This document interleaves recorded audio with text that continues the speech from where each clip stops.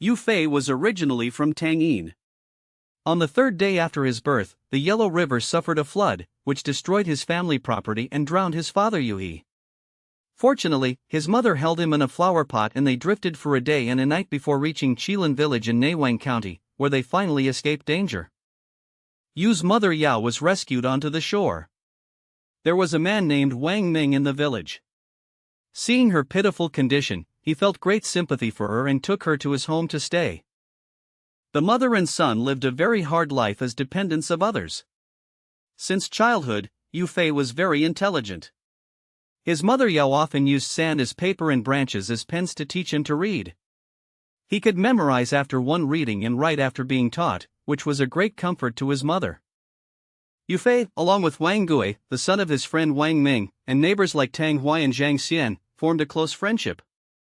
They, along with 3 others, were taught by the renowned master Mr. Zhou Tong at his academy. Yue Fei was extremely eager to learn. He often hid outside the academy to listen, memorizing every word Mr. Zhou Tong taught him. One day, Zhou Tong was out on business. Yue Fei quietly entered the study hall and took up a pen to write a poem on the wall. Since ancient times, scholars have admired the heroic deeds of heroes, and they should seek to win titles with ease and laughter. The lofty spirit in his chest reaches the sky, and the green sword at his waist shoots at the stars of Donyo. The ambition of a man has not yet achieved fame, and let the world laugh at his tattered robe. He then wrote Yue Fei, aged 7, inscribed this. When Zhou Tong returned, he saw the poem on the wall and greatly appreciated it. He then asked Wang Gui to call Yue Fei over. Yue Fei paid his respects to his teacher and, blushing, said, "I was young and ignorant, I hope you will forgive my mistake." Zhou Tong, seeing that Yue Fei was outstanding in appearance and conduct, was pleased with him. Zhou Tong felt great sympathy for Yue Fei's circumstances. He then invited Yue Fei's mother to meet and proposed to take Yue Fei as his adopted son. Yu's mother, who was worried about her child's upbringing, immediately called Yue Fei over to pay respects to his new father, entrusting everything about her son to the old gentleman. From then on, Yue Fei, together with Wang Gui, Tang Hui, and Zhang Xian, studied under Zhou Tong every day. They studied literature on even days and martial arts on odd days. Zhou Tong often confided his patriotic aspirations to his students. Time passed quickly, and Yue Fei had grown to be 13 or 14 years old. He was already handsome and heroic, able to draw a hard bow weighing dozens of jin and shoot through a willow leaf 100 paces away. Zhou Tong taught Yue Fei all the 18 martial arts skills. On this day, Yue Fei and his sworn brothers Wang Gui, Tang Hui, and Zhang Xian, accompanied by Zhou Tong, came to the county town to take the examination.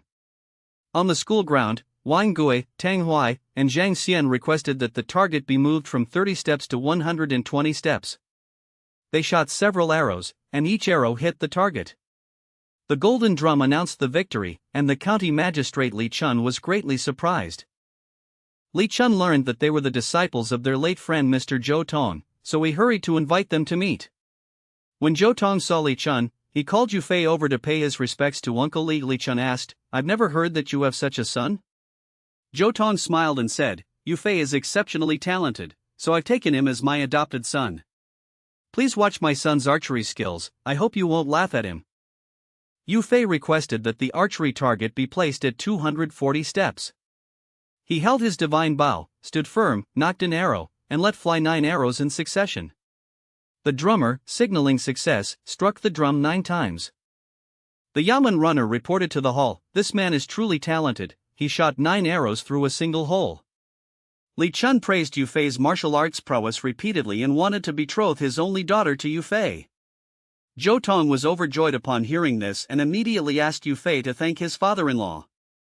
The next day, Li Chun presented a fine horse as a gift.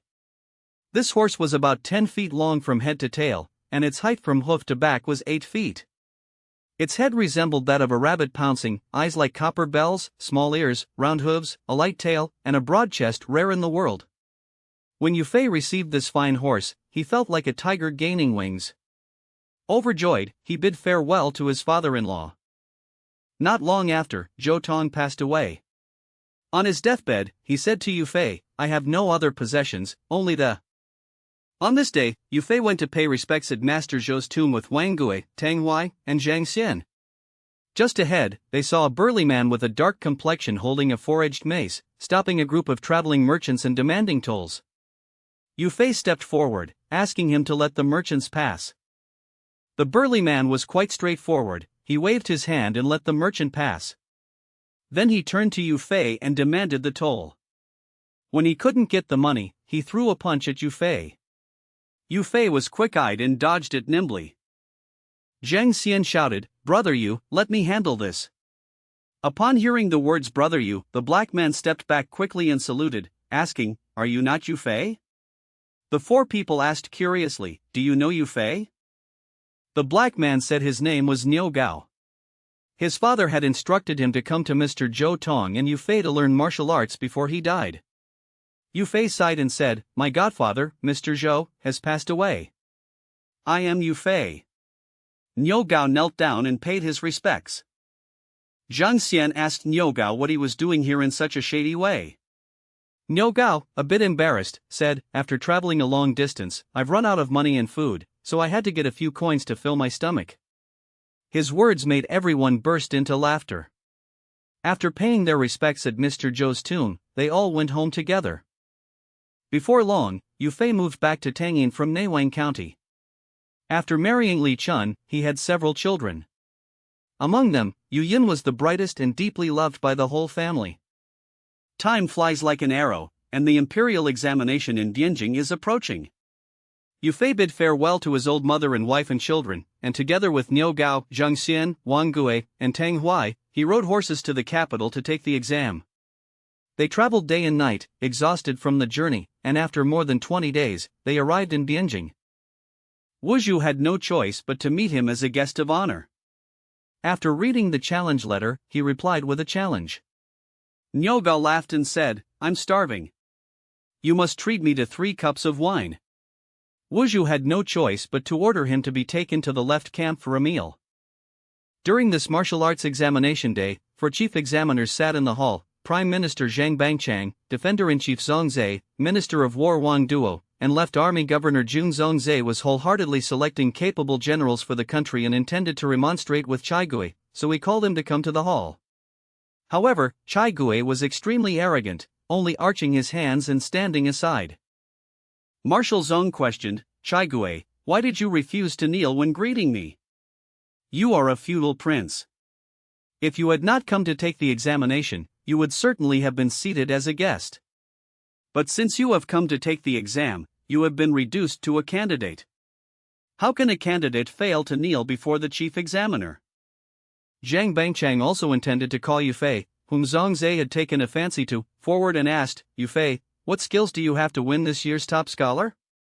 Yue Fei replied calmly, "There are thousands of candidates taking the exam today, and there is only one top scholar. Not everyone can pass. I have only come here to take the exam as required. If no one can defeat me, it should be me who wins." Yue Fei's words were all to the point, and even though Zhang Bangchang was filled with rage, he had no reason to lose his temper. He then said, "First, let's see your writing skills. Cai Gui uses a great knife, he should compose an essay titled On the Great Knife. Yue Fei uses a spear, he should compose an essay titled On the Spear. Hurry up and write them out and bring them back." The two handed in their papers. After reading Yue Fei's paper, Zhang Bangchang secretly marveled. He then looked at Cai Gui's paper, where the character for knife was written as force and then corrected to knife, with many crossings and alterations, and the sentences were half-baked and incoherent. He had no choice but to quietly put the papers into his sleeve, then ordered the two to go down to the hall for a martial arts competition to see who was more skilled. The two arrived at the school ground for a martial arts competition. Although Yue Fei was highly skilled in martial arts, since his opponent was a prince, if he accidentally lost, it would be disastrous. He could only block left when the prince attacked left, and block right when the prince attacked right. The Prince of Liang slashed left and right, but he could never hit Yue Fei. King Liang sheathed his sword and rode back, reporting to the martial hall, "Yue Fei's martial arts are ordinary, how can he fight?" Yue Fei hurried forward and said, "It's not that his martial arts are inferior. In a face-to-face contest, there could be injuries. Please, Your Honor, have both sides sign a life and death document if either side accidentally causes harm, they need not be held liable for the death. Zhongzhe praised that Yue Fei's words made sense and ordered them to sign the document. The two each wrote a life and death document, remounted their horses, and went to the school ground for a martial arts competition. Chai Gue, who was used to being arrogant, didn't take Yue Fei seriously at all. He charged forward with several strikes, but all were parried by Yue Fei with his Lianhuanhua spear. Chai Gue, mistakenly thinking Yue Fei was timid, became even more aggressive, chopping left and right. Yue Fei, enraged, waited until Chai Gue swung his weapon again, then parried it lightly and thrust his spear through Chai Gue's heart, taking his life. Zhang Bangchang was greatly alarmed and ordered Yue Fei to be tied up and beheaded as a warning to others. Zhongzhe quickly stood up and shouted, "Wait! These two have already signed a life and death document, and neither will be compensated with the other's life. If Yue Fei is killed, it is feared that several thousand scholars will not submit." The martial exam candidates started a commotion, surrounding the training hall tightly. Zhang Bangchang was so frightened that his face turned ashen. Taking advantage of the chaos, Yue Fei and his brothers mounted their horses and rushed out of the school grounds, heading back to Yiqiu. Marshal Zong truly admired Yue Fei's talents. He thought to himself, there is the legend of Xiao He chasing Han Xian under the moon in the past. Since Yue Fei's abilities are no less than Han Xian's, why shouldn't I also chase after him to give some instructions? He immediately took his personal guards and hurried after Yue Fei all night. As Yue Fei and the others were traveling, they suddenly heard the sound of horses' hooves behind them. Turning around, they saw that it was Zhongzhe who was galloping towards them with a whip. They immediately dismounted and went to meet him.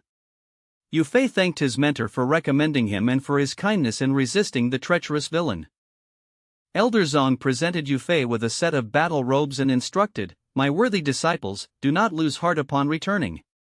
The current court is plagued by corrupt officials.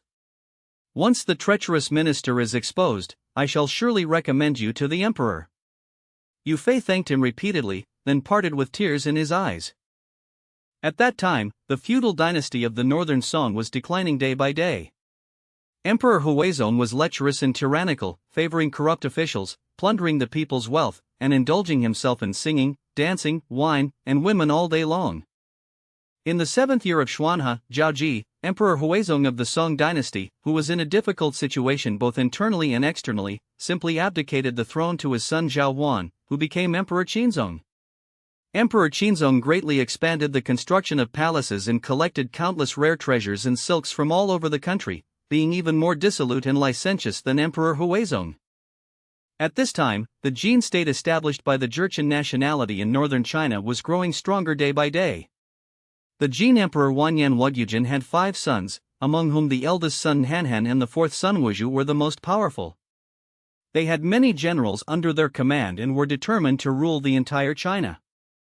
On this day, the emperor of the Jin state convened his ministers to discuss military affairs.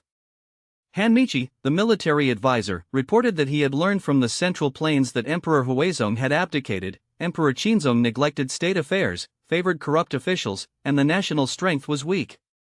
He believed this was a golden opportunity to attack the Central Plains. The emperor of the Jin dynasty appointed the 4th Prince Wuzhu as the Grand Marshal to sweep the Song dynasty, and led an army of 500,000 soldiers to invade the Central Plains. Along the way, their flags blocked the sun, and there was a fierce and killing atmosphere. After marching for over a month, the Jin soldiers arrived outside Luan Prefecture, the first major pass on the Song dynasty's border, and set up camp there. Lu Deng, the governor of Luan Prefecture, was a loyal minister and famous general of the Song dynasty, known as the Little Zhuge. He had only 5,000 soldiers under his command. He ordered his officers and men to defend the city well, then rode out alone to meet the enemy. Lu Deng and Wuzhu engaged in a fierce battle outside the city for dozens of rounds. Lu Deng was no match for Wuzhu, he couldn't fend off the attacks and had to turn his horse around to retreat into the city.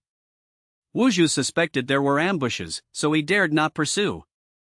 It is said that Zhang Bangchang, harboring a secret grudge against Yue Fei for having injured his guests repeatedly, consulted with Luo Rujin, the right censor, to plot a frame-up against Yue Fei.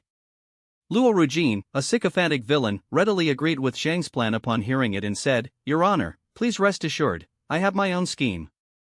Thus, they conspired to impeach Yue Fei before the imperial court as soon as he returned from the martial arts competition on the training ground. That night, Wu Zhu led his troops to sneak in for another attack. Suddenly, the city was brightly lit with torches, as bright as day. The Jin soldiers attempting to storm the city were beheaded one after another, some were even hooked up the city wall by iron hooks, and the ladders were pulled into the city by Song soldiers. From then on, the two armies remained in a stalemate for half a month. One evening, Wu Zhu mustered over 1,000 soldiers and quietly approached the water gate, ordering the Jin soldiers to all enter the water. However, the water gate was blocked by a net hung with copper bells. When a person touched the net, the bell rang, and the Song soldiers immediately lowered grappling hooks, capturing all the Jin soldiers who had sneaked across. Wu Zhu was so furious that he personally led 1,000 elite soldiers to sneak into the moat. When midnight came, he crawled through the water gate alone and slammed into a net. The Song soldiers heard the bell ring and quickly tried to pull the net up, but Wu Zhu had already cut the net rope. He jumped onto the shore, killed the Song soldiers, broke open the city gate, and the Jin soldiers outside poured in. Lu Deng saw that the situation was critical and drew his sword to commit suicide. His wife Li Shi, seeing her husband die for the country, entrusted her 3-year-old son Lianhuanhua to the wet nurse and then hanged herself. Wu Zhu and his strategist Hami Qi entered the government office. They saw that Lu Deng and his wife had committed suicide, leaving only a wet nurse holding a baby and crying. Wu Zhu thought the baby was handsome and took him as his adopted son, sending both the wet nurse and the baby to the Jin state. Since Wu Zhu had broken through the first major pass of the Song dynasty, he advanced with unstoppable momentum, charging southward. The arrogant momentum of the Jin soldiers terrified Emperor Qinzong. The peace-advocating faction Zhang Bangchang memorialized, "Now the enemy is at the city gate, and seeking peace is the best strategy." The war-advocating faction Li Gang quickly said, "At present, we urgently need to boost morale and resist the enemy with one heart. Those who advocate peace must be beheaded." Zhang Bangchang's proposal to kneel and seek peace exactly suited the desires of Emperor Huizong and Emperor Qin. He said, "Now the country is poor and the people are destitute, and the morale is low. Who can resist? You possess both wisdom and courage, and are of outstanding talent. The fate of the country and the people entirely depends on your maintenance." General Hami Qi whispered a few words to Wu Zhu. Wu Zhu said, "Zhang Bangchang, considering your merit in advocating peace talks, I will let you go back. Here is a letter, take it to Emperor Qinzong." Zhang Bangchang quickly knelt down to thank Wu Zhu for sparing his life. After Emperor Qinzong read the letter brought back by Zhang Bangchang, he followed Wu Zhu's request in the letter and dismissed Li Gang and Zhong Zhe from their positions, demoting them to common people on the grounds that they rashly discussed resisting the Jin army and caused disharmony between the two countries. Emperors Hui and Qin were still indulging in the delusion of peace talks when Wu Zhu had already captured Bianjing, plundered the imperial palace, forcibly abducted over 1,000 beautiful women, and taken the two emperors along with ministers like Qin Hui back to Huanglong Prefecture in the Jin kingdom. Thus, the northern Song dynasty perished. Yue Fei, determined to eliminate the great peril to the country, fearlessly rode alone into the enemy camp, risking his own safety. The emperor of the Jin dynasty was furious and ordered Li Ruoshui's fingers to be cut off. After having all 10 of his fingers severed, Li Ruoshui raised his bloodied palms and continued to curse without stopping. Li Ruoshui had his tongue cut off again. Taking advantage of the moment, he charged forward and embraced the Jin emperor, biting him. The civil and military generals all rushed forward, pulling Li Ruoshui apart. With a flurry of knives, they hacked him into a paste. The Jin emperor conferred the title of Duke of Dull Virtue on Zhao Ji and Marquis of Double Dullness on Zhao Huan, locking them in a dry well in Wuguo City, making them look at the sky from a well. After the fall of the northern Song dynasty, ministers such as Li Gang and Zhong Zhe rushed to the Hebei Grand Marshal's mansion in Shangzhou to meet with the Prince of Cong, Zhao Go. They reported, "The two emperors have been taken to the north. A country cannot be without a ruler for a single day. We, your subjects, hope your highness will go to Jiling to formally ascend the throne and plan for the restoration of the country." After Emperor Cong Wang ascended the throne, he established his capital in Jiling and was posthumously honored with the temple name Emperor Gaozong. He issued an imperial decree to inform the entire world. From then on, Zhao Go became the emperor of the southern Song dynasty, ruling over half of the country. Yue Fei reported, sacrificing one's life for the country is the duty of a subject. If I cannot repel the Jin troops today, I am willing to shed my blood on the battlefield to repay the nation. Zhang was deeply moved by Yue Fei's loyalty and ordered, if you can repel the Jin troops, I will inform the emperor and surely reward you handsomely. Yue Fei had extraordinary aspirations. When he heard that the two emperors had been captured and the northern part of the country had been completely lost, he was filled with anger. However, since he had no opportunity to display his talents and serve the country, he was gloomy all day long. Just when he was worried about the country's survival, he suddenly received an imperial edict ordering him to rush to the capital immediately, which was a pleasant surprise. Before parting, Yu's mother Yao gathered the family in front of the hall and said to Yue Fei, "My son is about to go on a campaign, but these days you've been indulging in wine. How can you shoulder the heavy responsibility of repelling the enemy? You must comply with two things I ask, and only then will I feel at ease." Yue Fei asked which two things.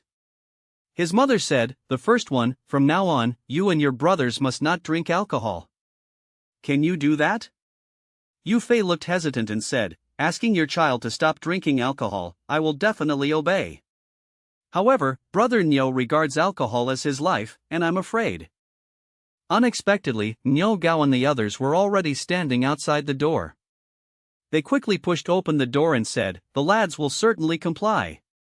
Seeing his brothers so united and of one mind, Yue Fei was filled with joy. He then asked his mother what the second major matter was. Yue Fei's mother said, "My child, you have fought on all fronts, and I cannot follow you every step of the way. I will tattoo the 4 characters 'Serve the country with utmost loyalty' on your back.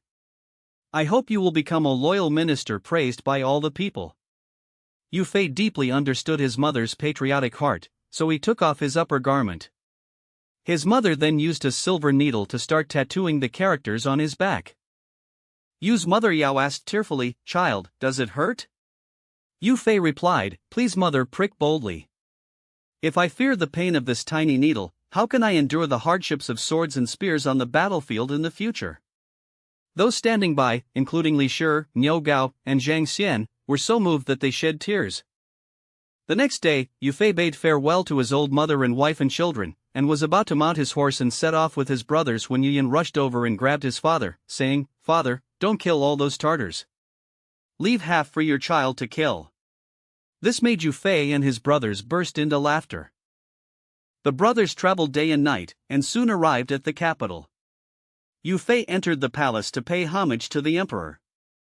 Emperor Gaozong, seeing Yue Fei tall and strong, was very pleased.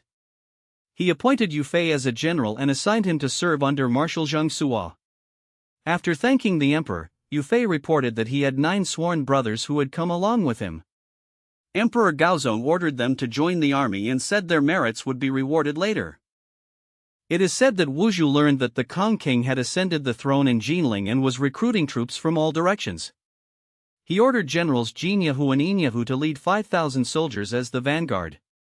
He also invited his elder brother King Nan and Marshal Tongxian Wenlang to lead 100,000 troops to march towards Jinling. Yue Fei and his cousin rode their horses to the capital, where they were ordered to gather 300,000 troops, divided into 7 divisions, with Yang Zixing as the vanguard. They set off in grand formation towards Juxian town to resist the enemy. Yue Fei selected 800 elite soldiers and led his brothers to set up camp at Bapan Mountain, a must-pass for the Jin soldiers' southward advance. Then, he chose a strategic location and deployed strong bows and crossbows on both sides of the valley, waiting for the Jin soldiers to come to their doom. Suddenly, a scout came to report, "The vanguard of the Jin army has set up camp north of Bapan Mountain." Yue Fei immediately ordered Qing to lead 50 soldiers to challenge, allowing only defeat and not victory, and luring the enemy into this valley would be a great merit. Qing received the order and left. Qing went to the Jin camp to challenge. Jianyahu and Yiqiu saw that Qing only brought a few dozen people and couldn't help laughing loudly. Qing was furious, raised his wolf-tooth stick and struck. Jianyahu raised his knife to parry. The two fought for less than 4 or 5 rounds, and Qing pretended to be defeated and fled. Eager to gain merit, Jianyahu and Yiqiu led their men to chase closely. The Jin troops had long been lying in ambush behind. With a loud blast of the cannon, the ambushers surged forth, their war cries shaking the heavens. As Yiqiu was about to turn his horse and flee, he suddenly heard a loud shout, "Where are you going, barbarian thief?" Yue Fei, holding the Lichuan spear, charged at Yiqiu to do battle. Yiqiu wanted to come to his aid, but Qing had already turned his horse to meet him. The two pairs of men, on 4 horses, clashed into a fierce melee, their shouts shaking the valleys. Yiqiu, not knowing how many troops Yue Fei had, panicked and let go slightly. Yue Fei stabbed him in the chest with a spear, and he fell off his horse. Yiqiu was shocked and was hit on the skull with a stick by Qing, whose skull was smashed to pieces. The 800 brave men killed most of the Jin soldiers, leaving only a few to flee back. Yue Fei scored his first victory. He ordered Qing to deliver the spoils to Lu Yu's army to report the achievement. Lu Yu was a treacherous man. He thought to himself, Yue Fei only used 800 elite soldiers to repel 5,000 Jin soldiers. This man will surely surpass me in the future. I must have everything he does reported through my hands, and then record this first achievement under my name. Lu Yu dispatched a flag officer to falsely report military achievements at the marshal's tent. Shuo was a loyal minister and famous general. He thought it unreasonable that the vanguard Yue Fei had not yet clashed with the Jin soldiers, while the second team led by Lu Yu had already fought. He immediately ordered the Central Army officer Qian to disguise himself as a veterinarian and go to Yu's camp to check the actual situation. Yue Fei, riding the momentum of victory, advanced northward and camped at Qinglong Mountain, where the mountains were steep and the paths narrow, with torrential mountain streams. After surveying the terrain, he ordered Qing to prepare 400 sacks, 10,000 dan of gunpowder, 200 grappling hooks, as well as rocket launchers and firecrackers, from Lu Yu's camp for immediate use. A few days later, Qing brought the required items. Yue Fei ordered Wang and Tang Hui to lead 200 soldiers to ambush in the front mountain, where they spread straw and sprinkled gunpowder. They were to fire rockets all at once when the signal was given by the cannon. The two followed the order and left. He then ordered Quan and Zhao Yun to lead 100 soldiers, fill sacks with sand, and build a dam across the mountain stream to block the water. When the Jin soldiers crossed the stream, they would wait for an opportunity to release the water. He also ordered Zhang Xian and Liang Xing to lead 200 soldiers, pile up boulders on the hills on both sides, and wait for the enemy to enter the valley before dropping the boulders, ensuring they had no escape. The 4 followed the plan and acted accordingly. Then he said to Qing, "Dear brother, you lead 100 men to ambush behind the mountain and capture the fleeing Jin soldiers. If you encounter one riding a yellow horse and using a meteor hammer, that is Nianhan. Be sure to capture him alive without fail." Qing also received the order and left. On this day, seeing that the Jin soldiers led by Nan were swarming in, Yue Fei thought to himself, "I must attack while they are still off balance and exhausted." He then charged alone into the Jin camp, shouting, "Yue Fei has come to raid the camp." Wielding his Lichuan spear, he stabbed and thrust left and right, as if entering an uninhabited realm. The Jin soldiers were killed and scattered in all directions, crying for their fathers and mothers, with their corpses strewn all over the ground. Nianhan was furious, thinking, "Yue Fei dares to charge into my camp single-handedly. If I can't capture him, how can I enter the central plains?" He then led the Jin soldiers to swarm forward. Seeing that Nianhan was enraged, Yue Fei turned his horse around and dashed out of the Jin camp with a loud whinny. Nianhan would not let him go, and led his troops to chase closely behind. Yue Fei was secretly pleased to see that Nan had fallen into the trap. When the Jin soldiers swarmed into the encirclement, a cannon roared, and rockets and firecrackers from both sides were fired simultaneously. For a moment, flames shot up into the sky, smoke billowed, and stones rained down. The Jin soldiers were packed in the valley, trampling each other as men collided with horses and horses kicked men, resulting in most of them being killed or injured. Tongxian Wanlang protected Nianhan as he fled, but they were blocked by a stream. They found the water was only 3 feet deep and ordered their soldiers to cross. Just as the Jin soldiers were halfway across the stream, a sudden crash shook the ground, as if the Milky Way had collapsed from the sky. The flood engulfed the entire army, drowning countless Jin soldiers. Nianhan and Tong Xianwenlang quickly turned around and rushed out of the valley through a small path, only to find themselves on a main road. Nianhan laughed up to the sky. Although Yue Fei is skilled in military strategy, he is still ordinary after all. If he had ambushed a detachment here, I would have been trapped and unable to escape.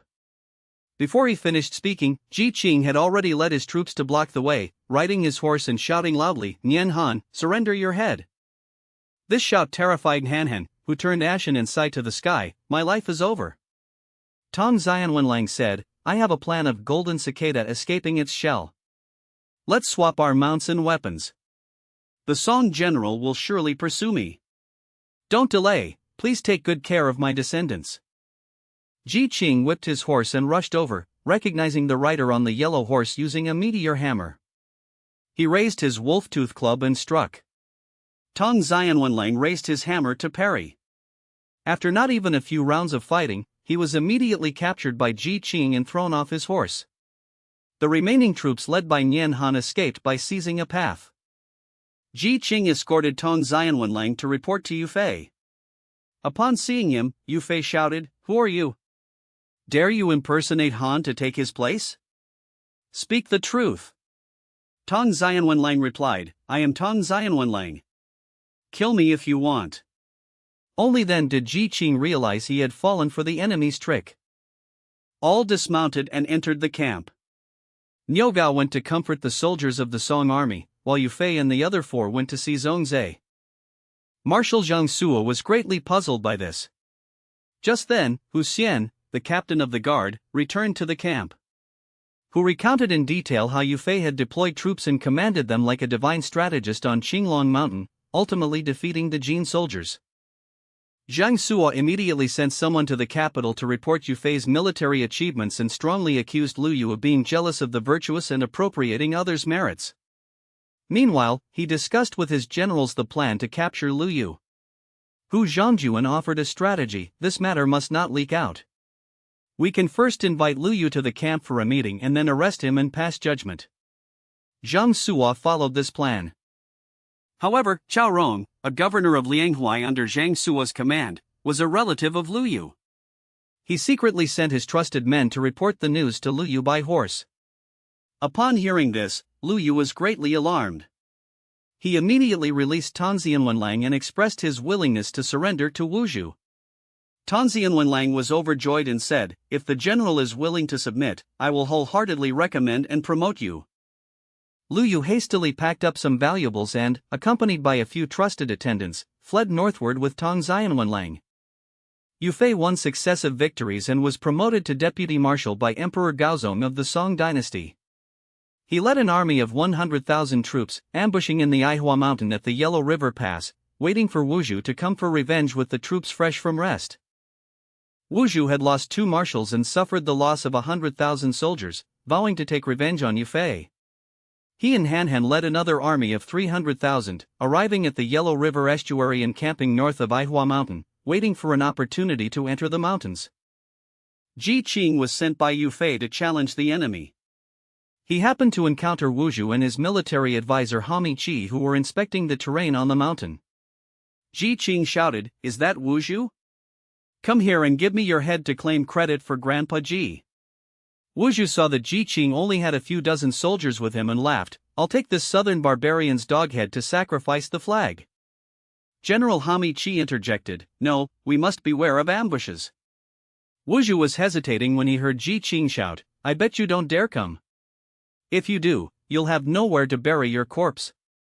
Enraged by this taunt, Wuzhu spurred his horse forward to meet the challenge. The two fought for over 10 rounds. Qing feigned weakness and fled. Wuzhu led his soldiers in hot pursuit, chasing all the way into the valley. Suddenly, he came to his senses and exclaimed, "I've entered a valley. This must be a trap. What shall I do?" As he was about to turn his horse around, he was immediately intercepted by ambushed soldiers blocking his path. Wuzhu looked up and saw that under the commander's flag, a general was leading the way. He wore a tattered silver helmet, a silver-leaf armor, rode a white dragon horse, and held a dripping spring spear. How majestic he was! Wuzhu summoned up courage and asked, "Southern barbarian, give your name." The oncoming general laughed heartily and replied, "Don't you know me? I know you, you bandit. You've bullied us into thinking there's no one in the Central Plains, kidnapped our two emperors, and massacred our people. Yue Fei here hates nothing more than to chop you into minced meat. This enraged Wuzhu so much that smoke seemed to pour out of his 7 orifices. Wuzhu flew into a rage and shouted, "My 10,000 troops were lost because of you, and I'm here to ask you for a crime. Now you've come to the chopping block, take this axe." With that, he spurred his horse and charged at Yue Fei with his axe. Yue Fei raised his spear to meet him. The two were evenly matched, and the battle became more intense as they fought with greater courage.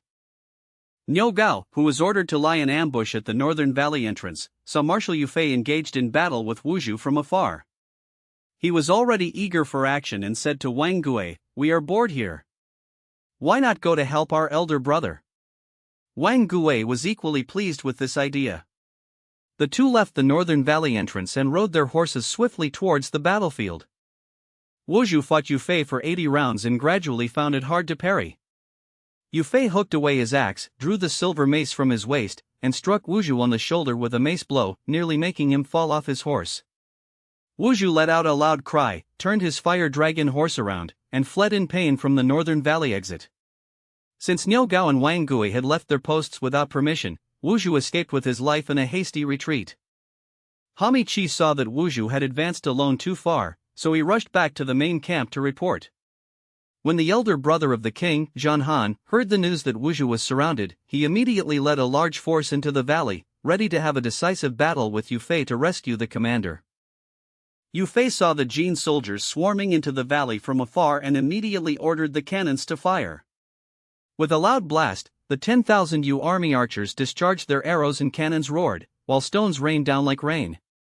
The Jin soldiers and horses were crowded in the valley, fleeing in panic with their heads down, in utter chaos. Men trampled on horses, and piles of dead bodies formed mountains. Under the protection of his defeated soldiers, Han retreated northward and happened to meet Wuzhu, who was also fleeing. When they checked their troops, they found that out of the original 300,000, only over 50,000 remained. Wuzhu said to everyone, "Since I entered the Central Plains, I have never suffered such a heavy defeat. This Yue Fei is indeed formidable."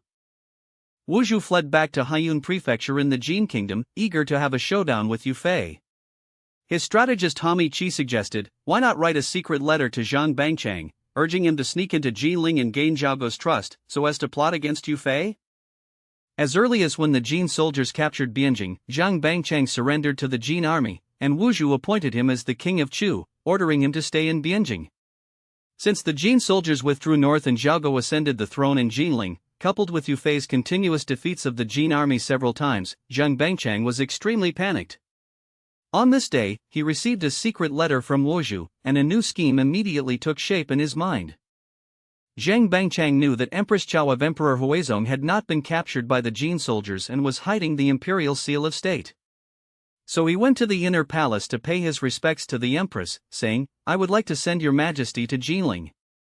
I hope your majesty will give me the imperial seal so that I can present it to King Cong and gain his favor." The empress wept and reluctantly handed over the seal to him. Zhang Bangchang, after obtaining the imperial seal, secretly made many blank papers with the seal and kept them by his side. Then he packed up his jewelry and valuables, evaded the Empress Dowager, and took his own family to Jinling to present the imperial seal. Emperor Gaozong of the Song dynasty was very pleased when Zhang Bangchang presented the imperial seal, so he pardoned his previous crimes and appointed him as the right prime minister. Li Gang, the left prime minister, was given the additional title of Grand Preceptor to show his favor and trust. Zhang Bangchang was well aware that Emperor Gaozong did not trust him, and he was gloomy all day long. Seeing that Xiyong, the maid who came to offer tea, was quite beautiful, he hit upon a plan to adopt her as his adopted daughter and present her to the emperor. Xiyong agreed. When Yue Fei and others arrived at Pingjiang, there were already thousands of men led by Qin Hui's confidants waiting on the way to arrest Yue Fei. They tied him up and took out a loyalty waist knife, killing Wang Heng. Wang Heng had followed him faithfully, fighting on the battlefield with the soldiers, yet he died at the hands of the treacherous minister. The 4 household guards all fled in chaos. From then on, Emperor Gaozong spent his days feasting and reveling with Xiyong, neglecting state affairs. Zhang Bangchang gained the emperor's favor, and no one dared to stop him from entering and exiting the palace. Grand Preceptor Li Gang was depressed all day long and worriedly said to his wife, "The external enemies are not yet defeated, and internal traitors have emerged again. What a misfortune for the country! I must be vigilant day and night." While they were conversing, a valiant and sturdy man entered. He was Zhang Bao, a trusted retainer of Li Gang. The Grand Preceptor then said, "Zhang Bao, having served under my banner for many years, I shall recommend you to marshal Yue Fei's camp to serve the country with distinction." He immediately wrote a letter and handed it to Zhang Bao. Zhang Bao, holding a mace, arrived at Yue Fei's camp by the Yellow River's bank and handed over a letter written by Li Gang. After reading the letter, Yue Fei said, "Zhang Bao, this is a tough place for me. It's not as pleasant as being in the presence of the Grand Preceptor." Zhang Bao knelt and replied, "I have been ordered by my master to serve the country, so I am not afraid of any hardship." Zhang Bao, eating simple meals, truly felt they couldn't compare to the Grand Preceptor's mansion. The servant delivering the meal said, "Today, we specially added an extra dish for Steward Zhang. Marshal Yu usually eats vegetarian. Every time he dines, he stands facing north, shedding tears, missing the two emperors suffering in the Jin state." Upon hearing this, Zhang Bao was deeply moved and resolved to follow Yue Fei to serve the country wholeheartedly. One day, Yue Fei received an imperial edict summoning him to the capital. He set off with Zhang Bao, traveling day and night to Jiling. When they reached a river, they saw a broken bridge blocking their way ahead. Zhang Bao wondered, "The bridge was still intact when I crossed it a few days ago. Why is it broken today?" By coincidence, a boat came rowing from the opposite bank. The boatman had thick eyebrows and big eyes, with a purple complexion, looking rather fierce.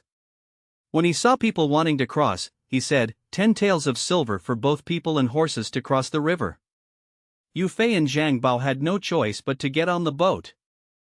When the boat reached the middle of the river, the boatman suddenly drew his knife. Zhang Bao was on guard and kicked him into the water with a flying kick. The boatman was an excellent swimmer. Yue Fei immediately ordered Zhang Bao to be on guard against any mischief in the water. Zhang Bao rowed with one hand and wielded a stick with the other, preventing the boatman in the water from approaching the boat. The boat reached the shore. As Yue Fei and the other man were stepping ashore, they suddenly heard a loud shout from behind, "Pay the ferry fare." A moment later, they saw the boatman brandishing a copper staff, rushing towards them at great speed. Zhang Bao drew his iron staff and engaged the boatman in a fierce battle that lasted dozens of rounds, with neither side gaining the upper hand. Yue Fei then used his Lijiang spear to block the boatman's attack and shouted, "Stop!" Yue Fei asked, "You are a valiant warrior with great martial arts skills. Would you be willing to follow me to serve the country?" The black-haired warrior, upon hearing the name Yue Fei, immediately knelt down and bowed, exclaiming, "I, Wang Heng, have long admired your reputation and have been eager to join your cause. Unfortunately, I never had the chance until today. I am truly fortunate to meet you now." Yue Fei quickly helped him up. Wang Heng hurried to tidy up the boat and followed Yue Fei to the capital. Zhang Bao said, "Master Yu is riding a horse, you won't be able to keep up. Let me carry the luggage." Wang Heng laughed and said, "I can still race with you while carrying 100 jin on my shoulders." So the two started racing, one in front of the horse and the other behind. Yue Fei watched and laughed, "Truly, there is Zhang Bao in front of the horse and Wang Heng behind the horse." The three were overjoyed as they continued their journey. Before long, they arrived at Jiling, and it was already the time when lights were lit. As soon as they reached the Meridian Gate, they happened to see Zhang Bangchang coming out of his sedan chair.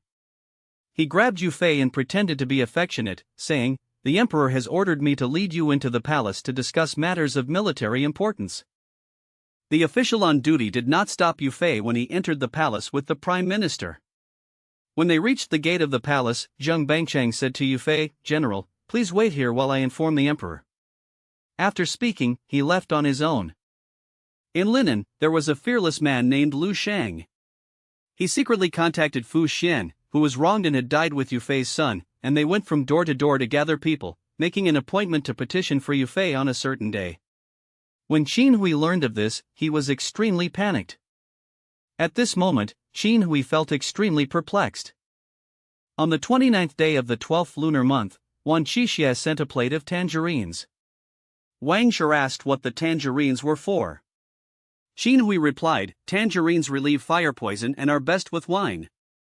Wang said, "Why not hollow out the tangerine, hide a note inside, and send it to Wan Qixie, asking him to dispose of Yue Fei and the other two at Finghua Pavilion tonight? Then this matter will be settled." Qian agreed. Li Gang was carried to the Woman Gate by Zhang Bao. Seeing Yue Fei tied up, he quickly asked the reason. Yue Fei recounted that he had been ordered to come to the capital, and when Zhang Bangchang led him to the underpass of the palace, he was seized by the soldiers and tied up to be beheaded at the Woman Gate. Li Gang knew that Yue Fei was going to be executed, so he shouted, "Stop the execution." Yue Fei replied, "Serving the country and achieving merit is my duty as a subject. Please do not worry about me." Li Gang memorialized, "Your Majesty, Yue Fei was brought into the palace by Prime Minister Zhang. There are palace guards as witnesses. How can he be accused of attempting to assassinate?" Emperor Gaozong immediately summoned the palace guards to inquire. Wu Ming and Feng Mao, the palace guards, confirmed that Prime Minister Zhang had brought Yue Fei into the palace.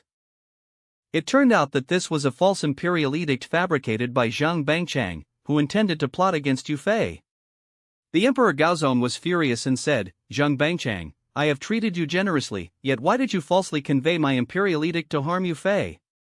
You deserve to be beheaded and displayed publicly, but considering your old age, I will strip you of your official position and send you away as a commoner, and drive you out of the palace."